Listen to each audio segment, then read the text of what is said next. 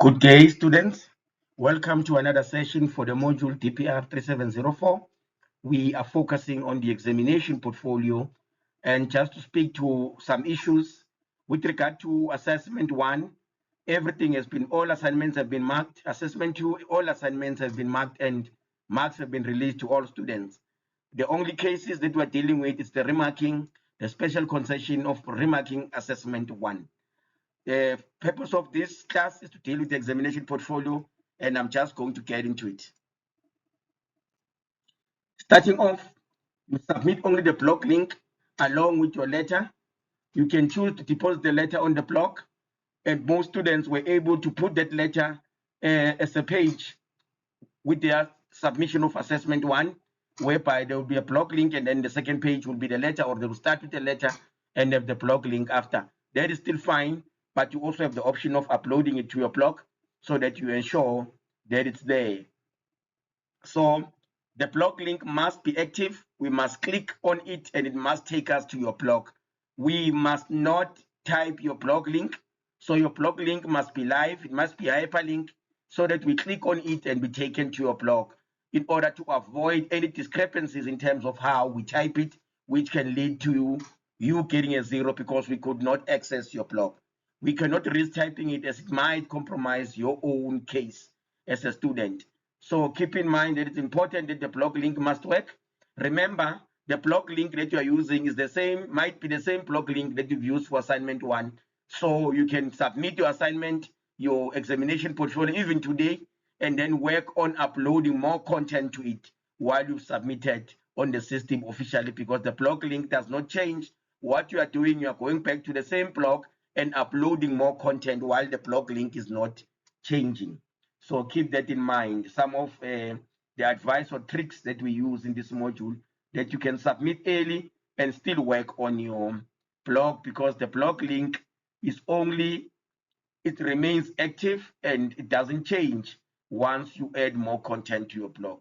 So you are more than welcome to submit early and then go back to add more content to your blog. Even if you submit very late, if you see that your portfolio is still not yet created, you still have that opportunity to upload or work on the content until we mark it.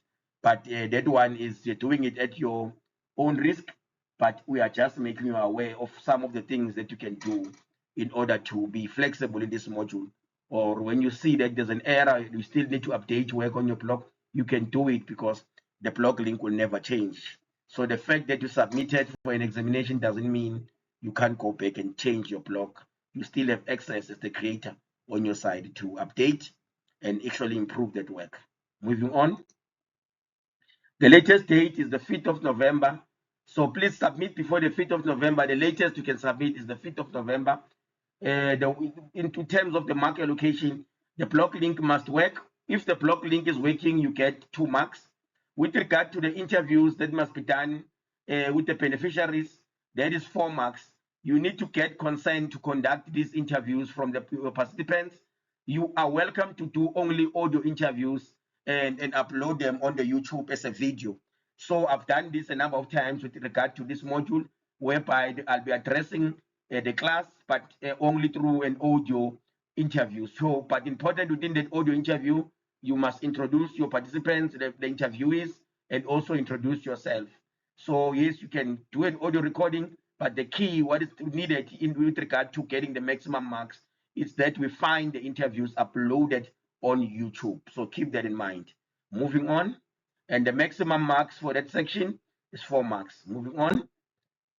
You must upload, populate Facebook, X, or formerly Twitter and Instagram. So these sites must be populated at this stage with content, images on IG, and share on Instagram, and share the NPO content on all platforms. Any content, it means these sites must be populated with content from the NPO. Any content should be on this site so that you get a maximum of 15 marks for each site, and then there's times 3 is 45 marks. Most students who do this, if you do it right, that you populate everything, you get 45 marks. Now just thinking about it, the technical presentation, you get 5 marks. Already you have 50 out of 100. So what I usually say is that it's easy to pass this examination portfolio. In fact, it's easy to pass this particular module. By just populating these particular platforms, you get a maximum of 45 marks towards your marks within this particular portfolio. So these social media handles need to work in order for us to give you those 15 marks for each platform. Moving on. And then for 8 marks, you need to create a schedule of 4 events. What is important there? No shortcuts. There must be the name of the event must be there. There must be a date. There must be time and venue. This must be proper and detailed. 2 marks for each, 8, making it 8 marks. Moving on, the HIV/AIDS policy you create along with your contact person, or with your contact person, and then the maximum marks, it's 10 marks. You can negotiate and speak with your contact person so that you customize a policy, an HIV/AIDS policy that you can access online from other organizations, but this must be customized to speak to your particular NPO that you are working with. So keep that in mind. It must be a document. It must be most cases a policy, could be 1 page or even more, depending, but don't be lazy and just give a paragraph. It doesn't work like that.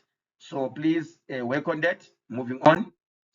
The online reputation management strategy, read up on it. It's in your learning units, and then craft your own for your NPO.